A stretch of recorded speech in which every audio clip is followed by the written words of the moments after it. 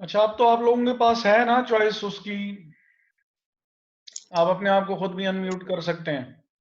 Yes sir. Yes sir.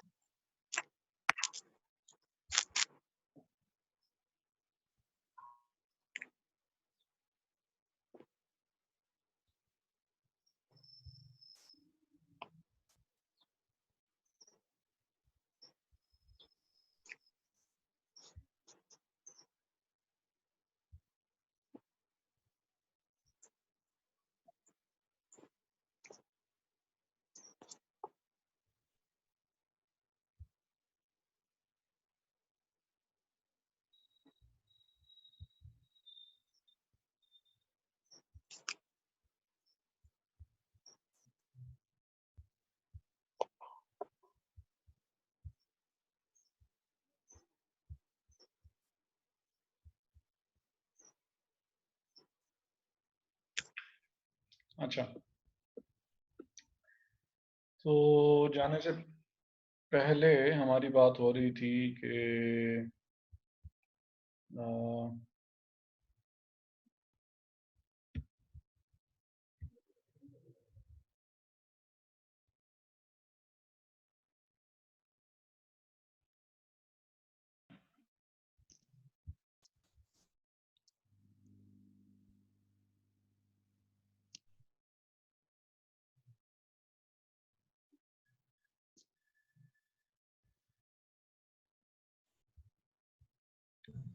अच्छा, जाने से पहले हम ये पार्ट 2 जो है वो डिस्कस हम करने लगे थे। on June 2nd 2015 3 employees were seriously injured. One thing to note is that this event has occurred before the end of the accounting period, जो कि 30th June है। 3 employees were seriously injured as a result of a fire at a company's warehouse. They have lodged claims seeking damages of 2 million from the company.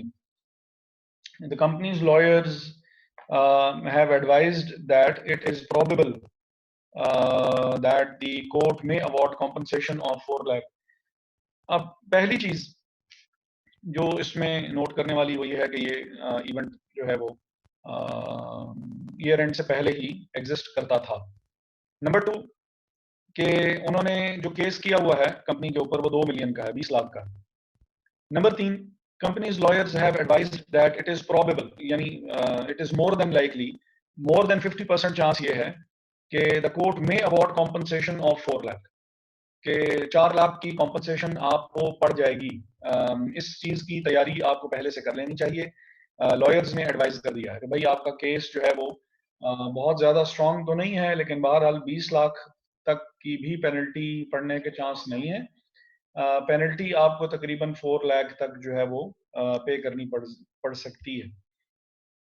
तो in this case क्योंकि ये एक legal obligation जो है वो बन सकती है और लॉयर्स क्योंकि जानते हैं कि केस किस तरफ जाएगा, तो इस वजह से हमें यहाँ पे एक यानी नंबर 2 के केस में मैं बता रहा हूँ कि हमें as there is a probable legal obligation, court में केस चल रहा है तो इस तरह से कंपनी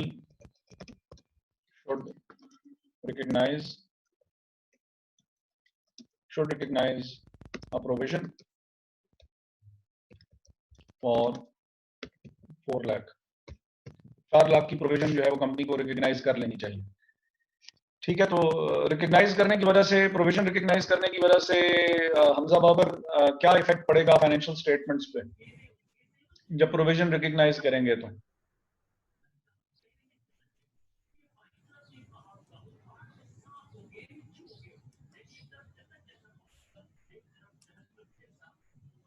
ये सर क्वेश्चन रिपीट कर देंगे, सॉरी।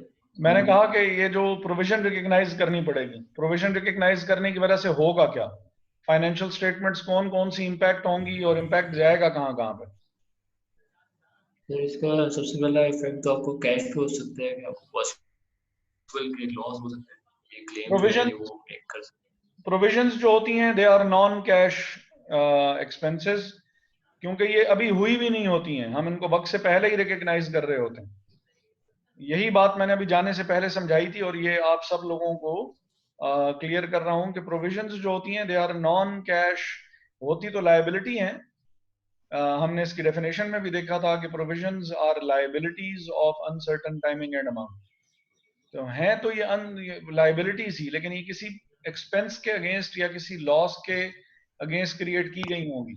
वो लॉस जो कि अभी हुआ भी नहीं है, जैसे ये केस का ही आप देख लें सिचुएशन, या इससे ऊपर वाली जो हमने सिचुएशन देखी उसमें भी देख लें, दोनों काम अभी हुए नहीं। उन्होंने कहा कि they are estimating that 5% of the sales would be returned in the month of July. Those sales which are related to the month of June, वो आपकी मंथ ऑफ जुलाई में वो एक्सपेक्ट कर रहे हैं कि वो रिटर्न हो जाएंगे। तो अभी अभी हुई भी नहीं है, हमने पहले ही जो है वो प्रोविजन क्रिएट कर ली थी। अब यहाँ पे भी केस हुआ हमारे ऊपर, और उन्होंने कहा कि भाई it is probable that the court may award a compensation of 4 lakh, may award के चांसेस हैं कि आपको ये लीगल ऑब्लिगेशन जो है वो आपके ऊपर हो जाएगी। अभी हुई नहीं है, तो आप इसको कैसे अकाउंट फॉर कैसे करेंगे? तो जिस तरह आप उसकी बैड डेट की प्रोविजन बनाते हैं, उसमें बिल्कुल आप रिजर्व अपने जो रिसीवेबल का अकाउंट होता है उसे कम कर देते हैं। तो अब यहाँ पे अगर कैश को क्लेम करना चाह रहे हैं तो फिर इसमें कैश अकाउंट नहीं होगा। देखें, इवन बैड डेट्स के केस में भी आप जर्नल एंट्री क्या पास करते हैं? बैड डेट्स एक्सपेंस तो अलाउंस, ठीक है सर, अलाउंस का अकाउंट बनाते हैं उसके to provision for Doubtful debts. Provision for bad debts. अब यहाँ पे कहीं पे भी आपको कैश नजर नहीं आ रहा, एक्सपेंस भी रिकग्नाइज कर लिया आपने, लफ्ज प्रोविजन ये बता रहा है कि ये एक्सपेंस अभी हुआ ही नहीं है, और ये इवन आपके ऊपर वो भी नहीं है, 100% बाइंडिंग भी नहीं है, लेकिन फिर भी आप इसको रिकॉर्ड कर रहे हैं। तो सेम यहाँ पे भी हम क्या करेंगे, मैं जरा ये अच्छा, तो यहाँ पे भी क्या होगा कि हम लोग एक्सपेंस हम रिकग्नाइज कर लेंगे जो लीगल कॉस्ट है हमारी,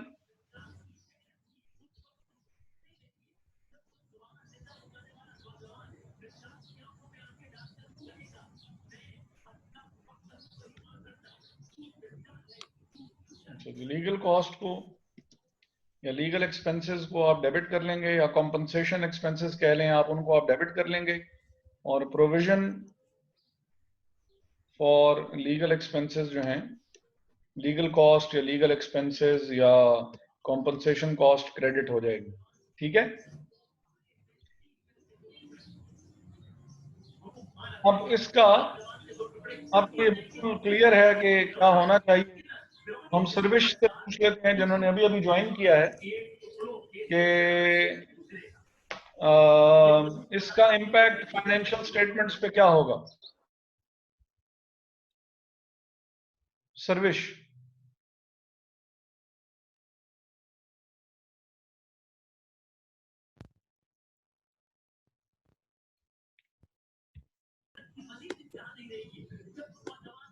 अब तो सब अनम्यूट हो गए जी। अब तो खुद आप अपने आप को वो भी कर सकते हैं, खुद भी अनम्यूट कर सकते हैं।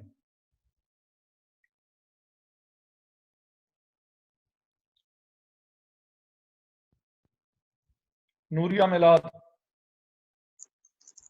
क्या इम्पैक्ट होगा इसका फाइनेंशियल स्टेटमेंट्स पे?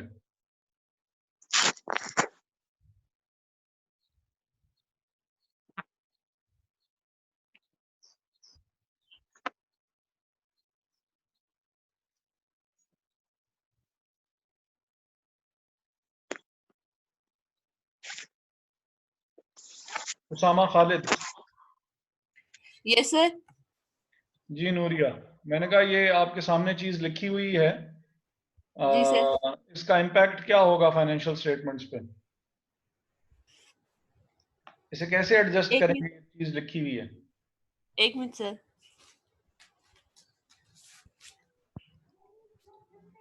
सर बताओ। हेलो। जी सर जी, ये एक्सपेंसेस में जाएंगी, कहाँ पे जाएंगी? इनकम स्टेटमेंट में, इनकम स्टेटमेंट में। इनकम स्टेटमेंट में क्या चीज रिकॉर्ड होगी, बैलेंस शीट में क्या चीज रिकॉर्ड होगी? सर एक्सपेंसेस जो है वो सर इनकम आवाज आ स्टेटमेंट रही में रिकॉर्ड होंगे। जी जी, आ रही है आ रही है आ रही है, लेकिन वो क्वेश्चन मैंने इनसे पूछा हुआ है, तो इस वजह से मैं कह रहा था कि पहले इनको जरा कंप्लीट करने दें, इनको चांस मिलना चाहिए, बात अपनी कंप्लीट कर लें।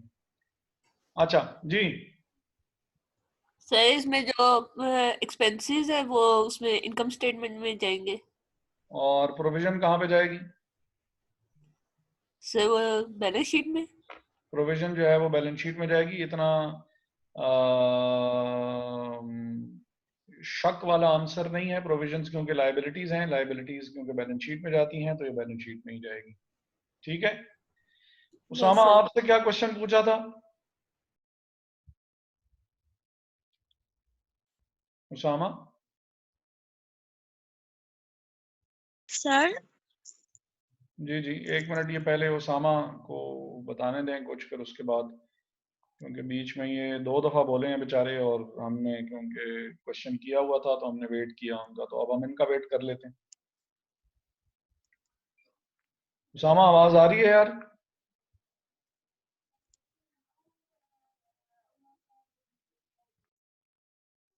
अगर कुछ नहीं भी बताना चाहते तो भी कोई मसला नहीं है।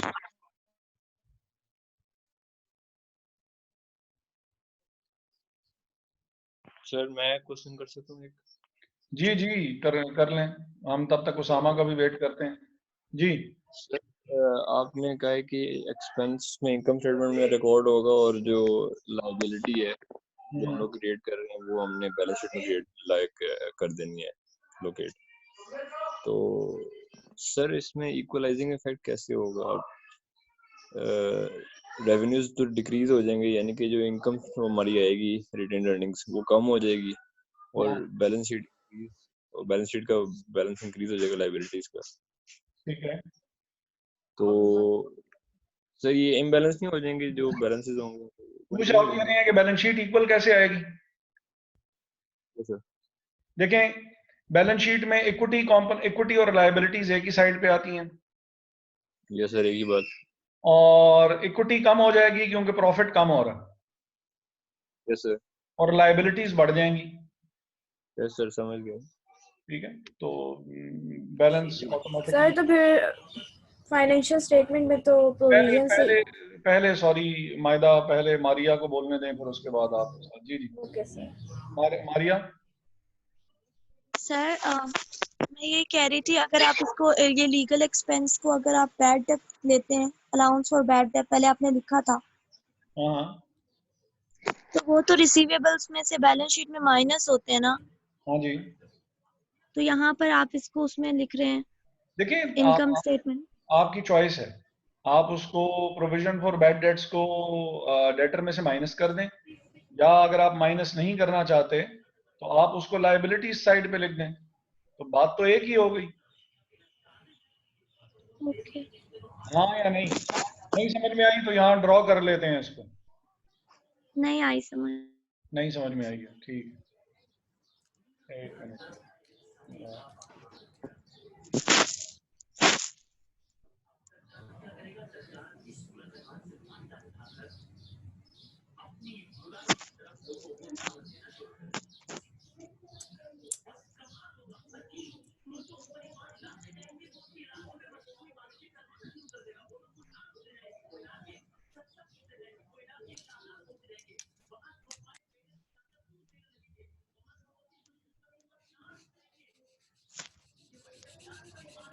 अब देखें, ये सपोज ये बैलेंस शीट है। बैलेंस शीट में इस साइड पे जो है वो आपके एसेट्स आ रहे हैं, और इस साइड पे जो है वो आपकी लायबिलिटीज और इक्विटी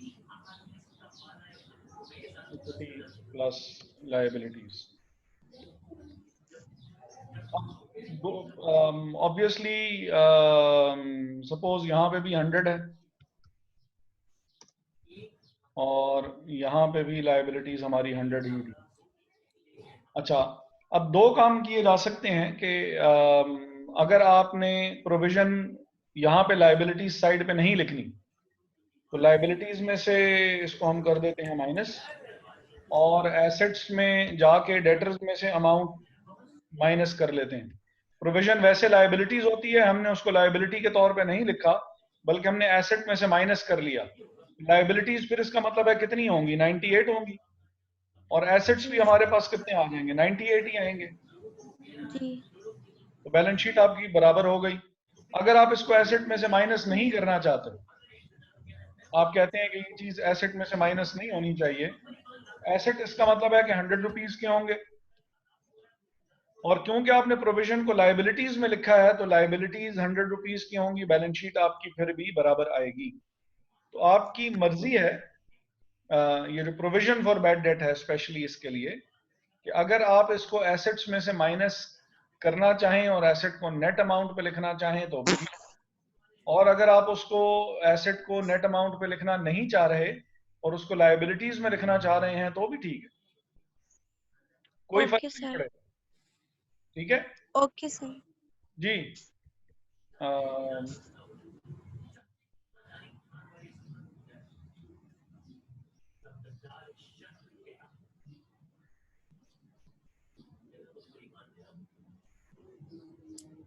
मायदा, सर मैं वो यही कह रही थी कि आप कह रहे थे कि हमारी प्रोविजन से फाइनेंशियल स्टेटमेंट पे क्या इफेक्ट होगा, तो सर उससे तो हमारी इक्विटी पे होगा ना फिर। लेकिन एक इफेक्ट जा रहा है इक्विटी में थ्रू प्रॉफिट, कि जब आपने एक्सपेंसेस बढ़ा दिए जब आपने एक्सपेंसेस बढ़ा दिए, लीगल एक्सपेंस को डेबिट किया, एक्सपेंसेस बढ़ गए, एक्सपेंसेस बढ़े तो इक्विटी बढ़ गई, इक्विटी कम हो गई, ये कम हो गई। इक्विटी कम हो गई, और लाइबिलिटीज आपने प्रोविजंस के तौर पे लाइबिलिटीज को बढ़ा दिया। तो एक कंपोनेंट आपने कम किया, एक कंपोनेंट आपने बैलेंस शीट का बढ़ाया, तो बेसिकली तो आपने कुछ भी नहीं किया। Yes sir. ये क्लियर है बात या क्लियर नहीं है? सर क्लियर है। Yes sir. सर दोबारा बता दें। 100 में +2 भी कर दें और -2 भी कर दें तो फर्क पड़ेगा? नो। No sir.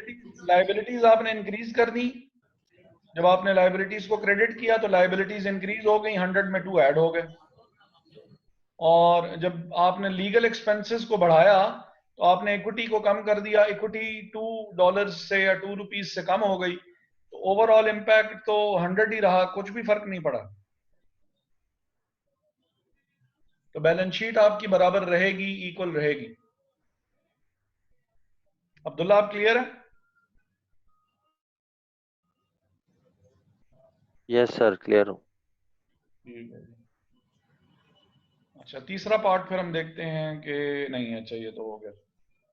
हाँ नहीं, under a new legislation the company is required to fit smoke detectors at all the stores by December 31, 2015। अब अगेन याद रहे कि हम 30 जून में हैं, हम इस वक्त 30 जून 2010 में हैं, और company is required to fit the smoke detectors. इन किस्म के क्वेश्चंस में नंबर 1 आपने सिर्फ एक्सप्लेनेशन देनी होती है, इसमें कोई लंबी चौड़ी कैलकुलेशन वगैरह इन सवालों में नहीं होती। आपने ये बताना होता है नंबर 1, नंबर 2 कि क्या इसकी ये एडजस्टिंग इवेंट है या नहीं है।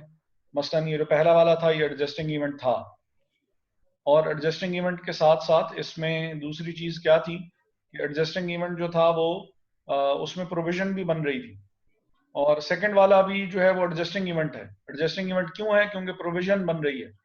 जब प्रोविजन बन गई तो इसका मतलब है वो चीज तो फाइनेंशियल स्टेटमेंट्स में आ गई, तो एडजस्टिंग इवेंट है ये भी।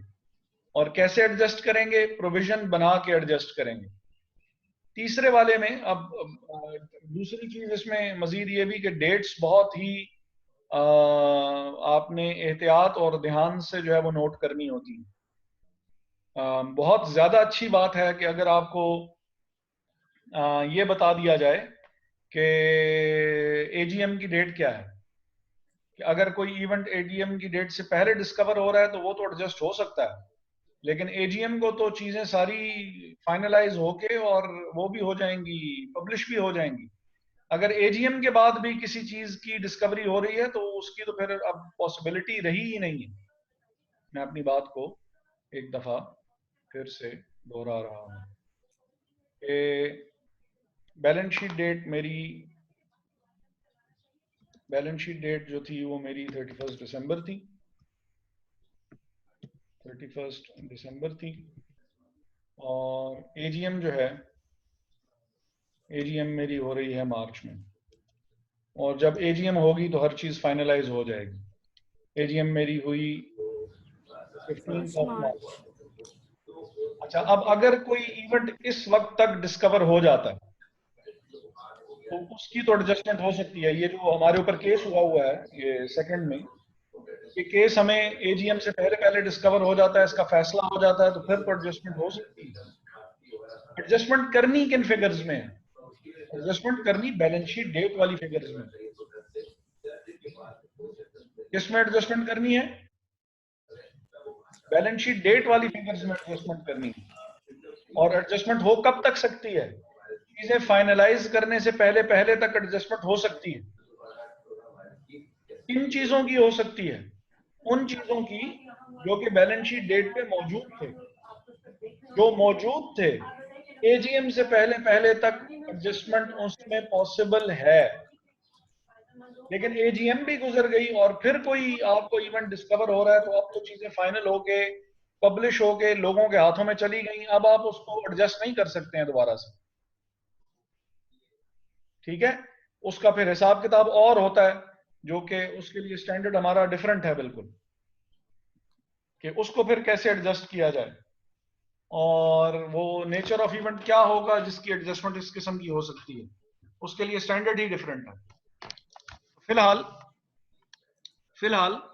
जो हम बात कर रहे हैं वो ये कर रहे हैं कि कोई इवेंट था जो कि बैलेंस शीट डेट पे मौजूद था और उसको हम एजीएम से पहले तक वो डिस्कवर हो गया, तो उसकी डिस्कवरी अगर एजीएम से पहले हो जाती है और अगर उसकी एडजस्टमेंट हो सकती हो तो हम कर सकते हैं। तो अब ये 2015 तक, अब 5 साल तक का हमारे पास टाइम है। The company has not yet installed the smoke detectors. तो ये पहली बात तो ये कि ये अनएडजस्टिंग इवेंट है, नॉन एडजस्टिंग इवेंट है, नॉन एडजस्टिंग इवेंट है। नॉन एडजस्टिंग इवेंट क्यों है? क्योंकि कंपनी को अभी नहीं कहा जा रहा कि आप लाजमी अभी ही स्मोक डिटेक्टर्स इंस्टॉल करें। कंपनी के पास 2015 तक का टाइम है, फिलहाल 2010 चल रहा है। 2015 तक जब कंपनी जिस साल में भी स्मोक डिटेक्टर्स इंस्टॉल कर लेगी उस साल में इसको एडजस्ट कर लिया जाएगा। नॉन एडजस्टिंग इवेंट है क्योंकि इसकी कोई भी फिलहाल एडजस्टमेंट जो है वो उसकी रिक्वायरमेंट नहीं है, ना हमारे पास लीगल ऑब्लिगेशन है हमारे ऊपर इस साल के लिए, ना हमारे पास कंस्ट्रक्टिव ऑब्लिगेशन है इस साल के लिए, तो इसको एडजस्ट करना नहीं चाहिए। क्लियर है? Yes sir. Yes sir. Yes sir. और इस बात को दोहराएंगी नेहा कि ये जो इवेंट है ये एडजस्टिंग है कि नॉन एडजस्टिंग है?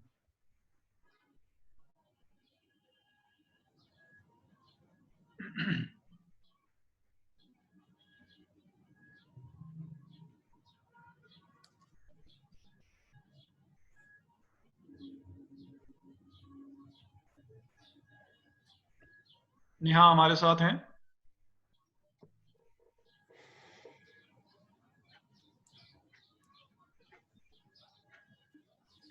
अच्छा, हसन नासिर साहब, हसन नासिर साहब, मैंने भी क्या बताया, ये इवेंट एडजस्टिंग है कि नॉन एडजस्टिंग है? हसन नासिर बताओ ना यार।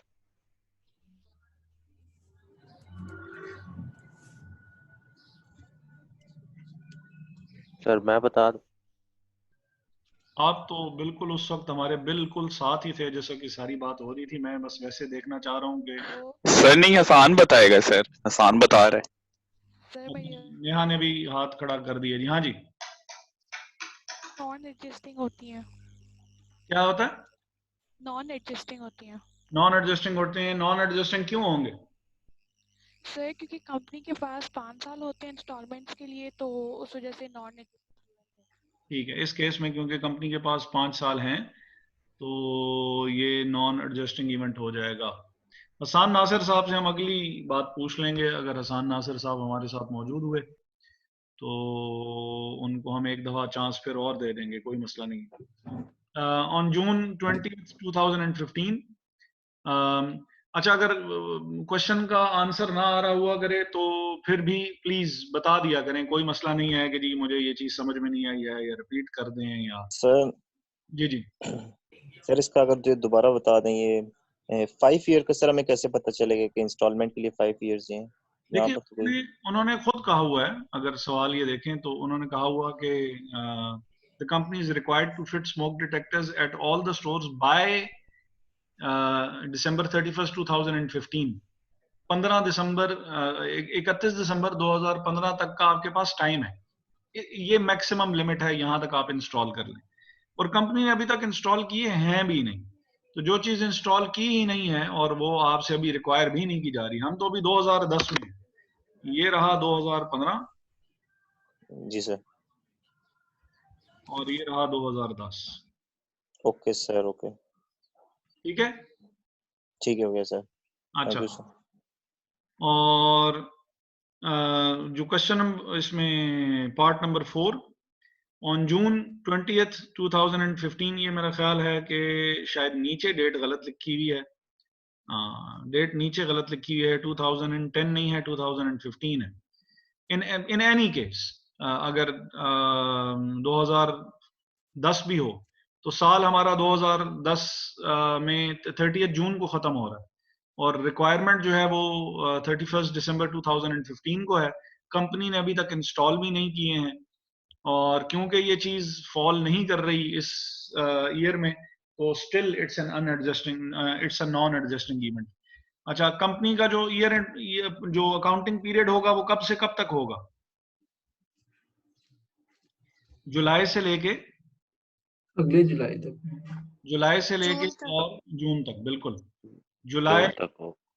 जुलाई 2014 से लेके जून 2000 जून 15 तक। 2015 तक जो है वो इसका अकाउंटिंग पीरियड चल रहा है, और इस अकाउंटिंग पीरियड में इसको इंस्टॉल करने के लिए नहीं कहा गया। इंस्टॉल जो है वो यानी फिर जुलाई 2015 से तो नया साल स्टार्ट हो गया ना, तो इसका मतलब है कि ये इस साल का इवेंट है ही नहीं। इन एनी केस, ये 2015 हो या 2010 हो, जो मर्जी डेट हो। हाँ, नीचे भी सारी डेट्स जो हैं वो 2015 की ही दी हुई हैं, तो यहाँ बेसिकली मिस्टेक हुई है इनसे कि इन्होंने इसको, तो खैर anyhow non adjusting event ही रहेगा। हसन, बात समझ में आई कि नहीं आई कि डेट कहाँ से आई है? जी सर, आ गया, अब समझ आ गया। अच्छा, 1 मिनट के लिए मुझे जरा एक्सक्यूज कीजिएगा।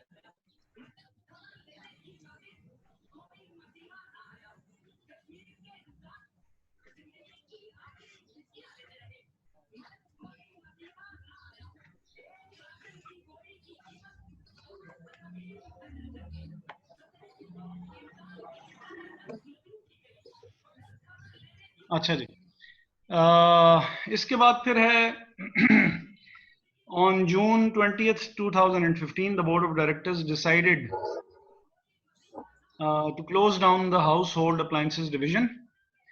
However, the decision was made public after June 30th 2015. अब यहाँ पे ये जो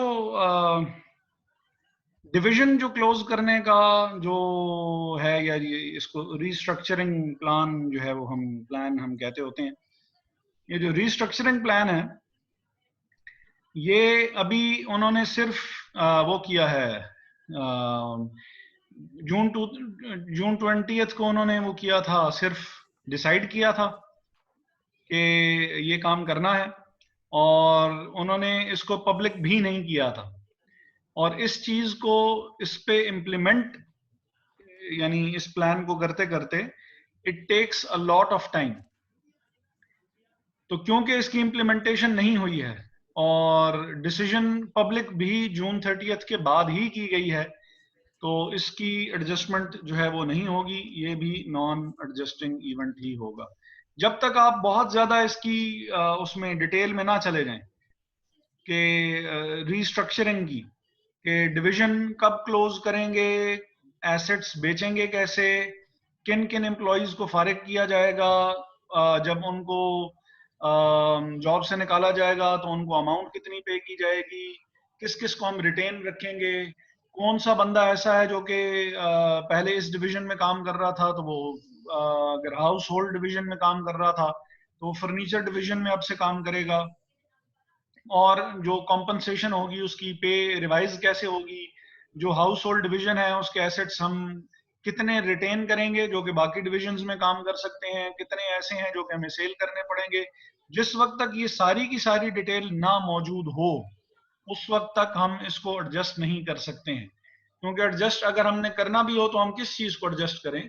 अगर 100 एम्प्लॉइज काम करते हैं तो कितने एम्प्लॉइज अपनी जॉब से जाएंगे, जॉब से जाते हुए उनको कॉम्पनसेशन कितनी पे करनी है, जो रिटेन रखने हैं वो किस किस डिवीजन में जाके रिटेन होंगे, एसेट्स कौन से बिक रहे हैं, डिवीजन का क्या होगा, ये कोई चीज अभी तक हमें क्योंकि मालूम नहीं है, तो ये भी हमारा नॉन एडजस्टिंग इवेंट ही होगा। ठीक है, सही है सर। और ये जो 5th है, the company has a large warehouse in Lahore which was acquired under a 3-year rent agreement signed on April 1, 2014. साल शुरू होने से पहले जो है वो हमारा एग्रीमेंट हुआ था और 3 साल का एग्रीमेंट था। साल हमारा शुरू हो रहा है जुलाई से लेके और जून तक, तो ये जुलाई से पहले ही साइन हुआ था, मीन्स कि पिछले अकाउंटिंग पीरियड में साइन हुआ, लेकिन बहरहाल 3 साल का है तो इस साल भी आपको रेंट उसका डेफिनेटली पे तो आपको करना ही पड़ेगा। The agreement is non-cancelable and the company cannot sublet the warehouse. However, due to operational difficulties, the company shifted the warehouse to a new location. Non-cancelable है, means के 3 साल अब आपको हर सूरत में बेशक आप इस बिल्डिंग को यूज करें या आप इस बिल्डिंग को यूज ना करें, लीज कैंसिल नहीं हो सकती है, एग्रीमेंट कैंसिल नहीं हो सकता है। और आप इसको अगर आप यूज नहीं करेंगे, आपने यूज अगर ना कर रहे हो तो आप इसको किसी और बंदे को रेंट आउट नहीं कर सकते। इसका मतलब है कि आपने वेयर हाउस शिफ्ट भी कर लिया और पुराने वेयर हाउस का आपको हर सूरत में रेंट पे करना ही पड़ेगा। तो ये क्योंकि एक ऑनरस कॉन्ट्रैक्ट है, क्योंकि ये आपको पूरा भी करना है और इसमें आपको नुकसान ही नुकसान होगा कि रेंट आप पे करते रहेंगे और आप उसको वो नहीं कर सकते, बच भी नहीं सकते उससे, सबलेट भी नहीं कर सकते, किसी और को भी रेंट पे नहीं दे सकते।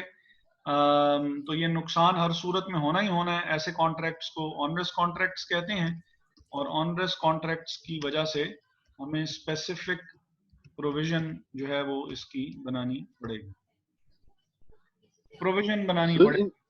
जी जी, ये जो कॉन्ट्रैक्ट्स हैं ये वाले, इनका कोई फायदा भी होता है हमें? ऑनरस कॉन्ट्रैक्ट होता ही वो है जिसकी एक तो कंप्लीशन जरूरी भी है और उस कंप्लीशन में हर सूरत में आपको नुकसान ही नुकसान होना, ऐसे कॉन्ट्रैक्ट्स को ऑनरस कॉन्ट्रैक्ट्स कहा जाता है। सही, पूरे भी करने हैं, नुकसान से भी नहीं बच सकते। सही। ठीक है, ये किसने क्वेश्चन किया था? सर मुनीब, फतेह मुनीब।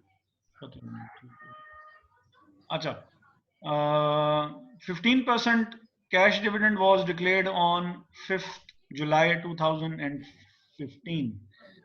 अब क्योंकि कैश डिविडेंड जो है वो एजीएम को, जिस दिन आपकी एजीएम हो रही होती है उस दिन आपके ये जो है वो डिक्लेयर किए जा रहे होते हैं, और उस दिन तो सारी चीज़ें जो हैं वो एब्सोल्यूट फाइनल हो चुकी होती हैं। तो इस वजह से आपने इसकी एडजस्टमेंट भी, जो कैश डिविडेंड हो या स्टॉक हो, कैश हो या स्टॉक हो, वो नॉन एडजस्टिंग इवेंट ही है, क्योंकि ये एक तो साल के बाद वो हो रहा है, राइज हो रहा है, और नंबर 2 के उस दिन डिसाइड हो रहा है जिस दिन सारी की सारी चीजें पब्लिश हो चुकी होती हैं। तो इस वजह से कैश डिविडेंड हो या स्टॉक डिविडेंड हो, दोनों के केसेस में वो नॉन एडजस्टिंग इवेंट ही होगा। ये दोबारा बता दें। देखें, हमारा साल 30 जून को खत्म हो चुका। अगर इसकी बिल्कुल ही आसान सी एक्सप्लेनेशन है, सुनना चाहते हैं, तो जून 30 हमारा साल का एंड है, और ये जुलाई 5 को जो है ये वो हो रहा है, यानी डिसाइड किया जा रहा है, डिक्लेयर किया जा रहा है। तो क्योंकि ये साल खत्म होने के बाद डिक्लेयर किया गया है, तो ये नॉन एडजस्टिंग इवेंट है, ठीक है। और जिस दिन डिसाइड किया जा रहा है उस दिन तो सारी चीजें पब्लिश भी हो चुकी होती हैं, तो इसकी तो एडजस्टमेंट हो ही नहीं सकती। पब्लिश जो आपकी फाइनेंशियल स्टेटमेंट्स की जाती हैं वो जुलाई में उसमें एजीएम को की जाती हैं, और एजीएम में जून 30 से पहले देते हैं तो एडजस्टिंग होती, जून 30 से पहले दे देते तो एडजस्टिंग होती, लेकिन उस वक्त तक आपको क्योंकि पता नहीं था कि प्रॉफिट कितना होगा, तो इस वजह से आप उस वक्त डिसाइड नहीं कर सकते। ठीक। और सर ये 5th पॉइंट में सर ये ऑपरेशनल डिफिकल्टीज किस टाइप की हो सकती है सर? मसलन जैसे अब HEC ने पाबंदी लगा दी है कि जो रेजिडेंशियल एरियाज हैं उसमें वो नहीं होना चाहिए, आपके स्कूल्स और कॉलेजेस और यूनिवर्सिटीज वगैरह नहीं होनी चाहिए। जो हॉस्टल्स वगैरह पे थे, लास्ट टाइम आपने देखा होगा, आपके दोस्तों पे क्रैकडाउन भी हुआ होगा कि जो हॉस्टल्स इस्लामाबाद की रेंज के अंदर थे, तो वहां से वो सारे हॉस्टल्स उन्होंने खाली करवा लिए। सर ज़ेबिस तो भी रेजिडेंशियल एरिया में ही है। नहीं, वो बिल्कुल ही साइड पे वो है, उसमें अगर आप देख लें तो हॉस्पिटल्स भी हैं, साथ में स्कूल्स वगैरह। लेकिन सर उसके आमने सामने मतलब घर भी काफी ज्यादा हैं लोगों के, मतलब घर रहने के लिए। नहीं यार, वो जंगल के पास है। ज़ेबिस भी कहाँ पे घर पे? वो तो बिल्डिंग्स ही बिल्डिंग्स हैं सारी। वो H9 का वो उसका यस है, वो गवर्नमेंट की जगह है, साइड पे सारी गवर्नमेंट की जगह है, उधर तो है ही इंस्टीट्यूट्स और कब्रिस्तान